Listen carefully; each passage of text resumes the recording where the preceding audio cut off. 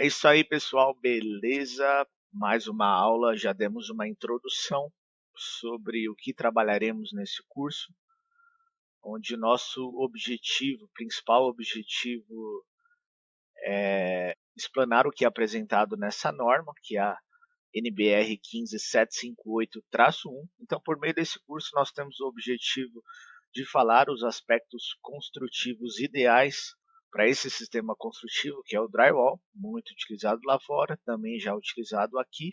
Então, queremos o que com esse curso? Saber as peculiaridades, as exigências que a norma estabelece relacionada a esse método de montagem. Então, já demos uma introdução e nessa primeira aula falaremos dos 3 primeiros capítulos que são apresentados aqui no sumário. Então, abordaremos aspectos do escopo, referências normativas que se vinculam e estão relacionadas a esse sistema e também alguns termos e definições, para que nas aulas seguintes consigamos dar andamento nos seguintes temas. Então, começando por essa primeira parte do escopo, que faz uma breve apresentação do objetivo desse sistema construtivo e dessa norma. Então, aqui nessa primeira parte, apresenta como título sistemas construtivos em chapa de gesso para drywall. Então, apresentaremos tanto aspectos do projeto e os procedimentos executivos para a montagem. Essa parte 1, então, conforme já foi abordado, nos mostra os requisitos para os sistemas usados como paredes. Então, tudo que diz respeito a paredes é apresentado nessa primeira parte da norma. Na parte 2, nós temos a apresentação de forros. E na parte 3, nós temos os revestimentos que são utilizados nesse sistema construtivo. Começando então como escopo, essa primeira parte faz uma descrição da norma utilizada e ela estabelece as diretrizes para o projeto e seleção de sistemas construtivos de paredes em chapas de gesso para drywall.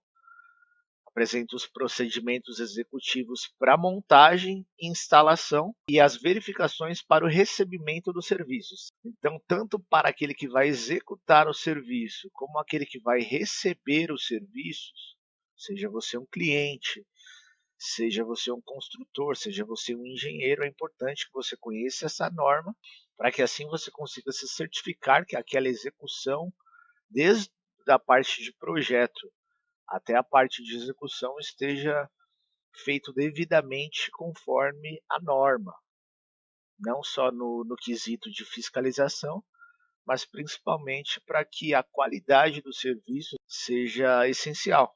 Apesar de esse ser um sistema estrutural apenas de viração, sem fins estruturais, é importante que você siga a norma para que assim não tenha possíveis patologias nesse sistema construtivo, principalmente caso você seja um construtor.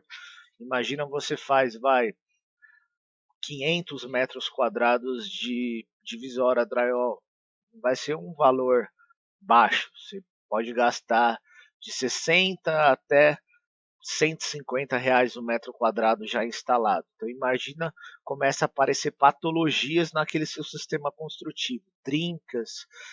Então isso vai comprometer o seu lucro, vai comprometer a credibilidade do seu serviço, da sua empresa. Por isso é importante que você tenha essa capacidade de identificar as maneiras corretas e segundo a norma para se fazer esse tipo de serviço.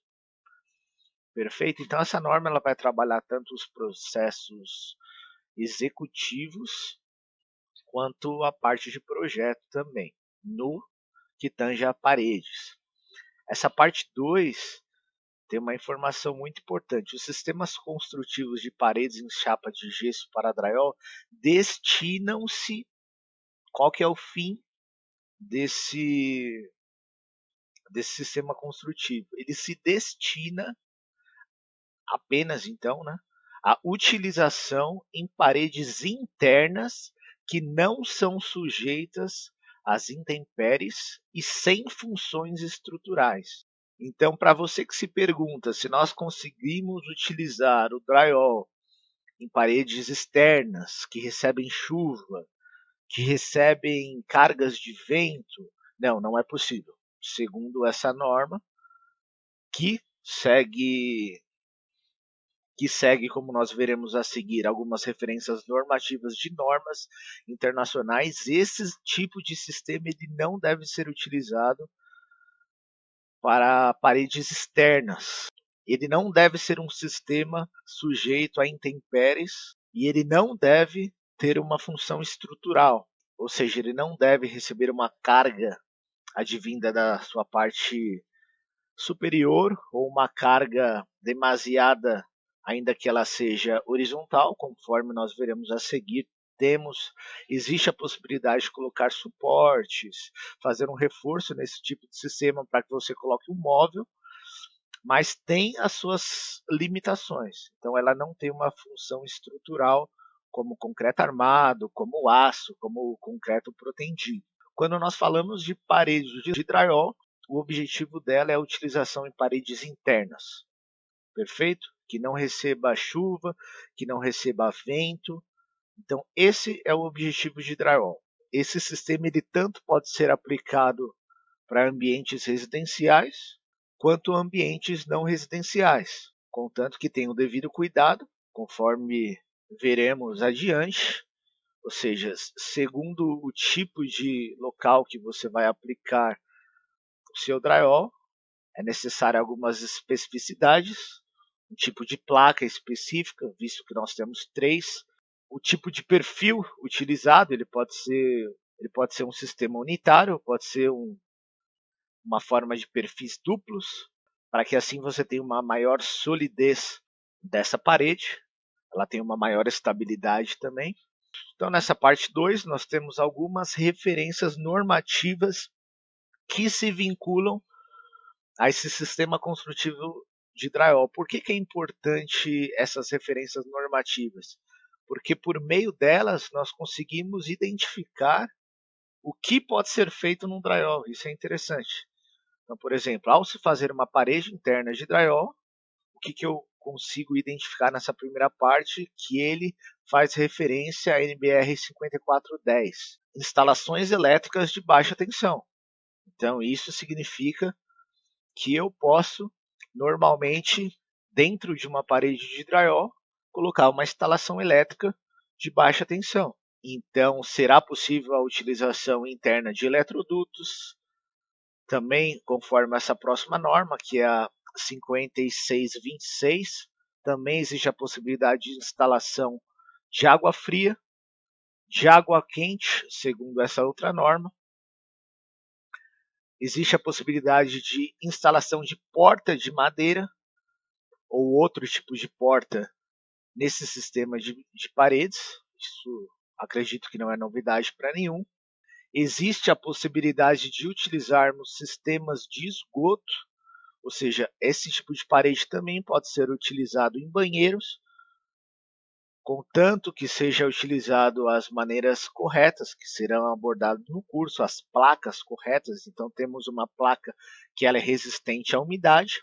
Mesmo sendo resistente à umidade, essa placa ela não pode receber água diretamente. Então esse tipo de parede, ainda com essa placa, ele precisa de um revestimento adequado. No caso de banheiro, geralmente são colocados pisos frios, para que assim proteja essa parede.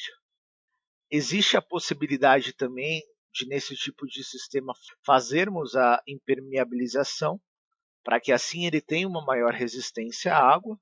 Então aqui temos algumas normas que dizem respeito à impermeabilização. Aqui faz a citação também da NBR 10636, que se refere a paredes de divisórias sem função estrutural, determinação de resistência ao fogo. Então, como veremos adiante, temos uma placa específica que tem uma resistência maior ao fogo.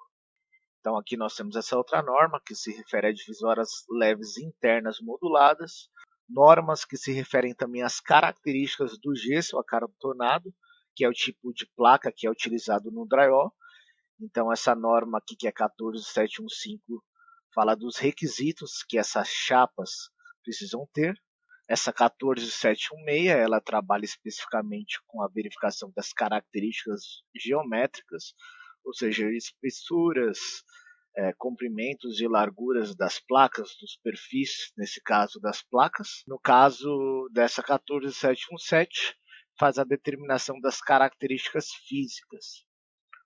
A norma seguinte, que é abordada, é a 15217, que se refere especificamente aos perfis de aços, que são os montantes guias mais utilizados para a confecção desse sistema construtivo. Nos Estados Unidos, Canadá e alguns outros países é utilizado, em vez de perfis de aços, é utilizado perfis de madeira, ou seja, são madeiras devidamente tratadas, comprovadas as suas resistências. Isso é bastante utilizado lá fora. A outra norma que faz referência é essa de edifícios habitacionais de até 5 pavimentos. Ela se refere a sistemas de vedações verticais externas e internas. No caso de drywall, é o sistema interno. Sistemas de vedação externa, um que seria um paralelo do drywall, que pode ser utilizado, é o steel frame, que já tem características um pouco diferentes do drywall, mas ele já é mais utilizado em sistemas externos, então tem uma placa cimentícia específica para receber as intempéries, tem também perfis com espessuras mais robustas, então ele fornece, por exemplo, uma maior resistência. A paginação também do steel frame, ela é uma paginação um pouco mais estreita, enquanto no drywall, por exemplo, nós utilizamos medidas de 40 a 60 centímetros entre os montantes. No steel frame você pode reduzir para aumentar assim a rigidez dessa parede. E aqui também nós temos algumas outras referências a normas internacionais. Essa ASTM se refere a normas dos Estados Unidos, no qual todas essas outras normas de drywall também se baseiam nessas, para que todas estejam praticamente alinhadas. Nessa aula, então, trataremos apenas isso. Na aula seguinte, nós traremos alguns termos e definições e mostraremos algumas imagens dos materiais e perfis, placas. Enfim, em função do tempo, não trabalharemos isso nessa aula. Espero que você tenha gostado dessa continuidade da introdução, que é essa parte 1 desse curso. É isso aí, pessoal. Essa última parte aí da aula, tivemos alguns problemas técnicos aqui, por isso a imagem ficou meio travada. Nessa aula, acredito que não prejudicou tanto o fato de travar, mas eu vou tentar solucionar isso para que as próximas aulas elas não travem.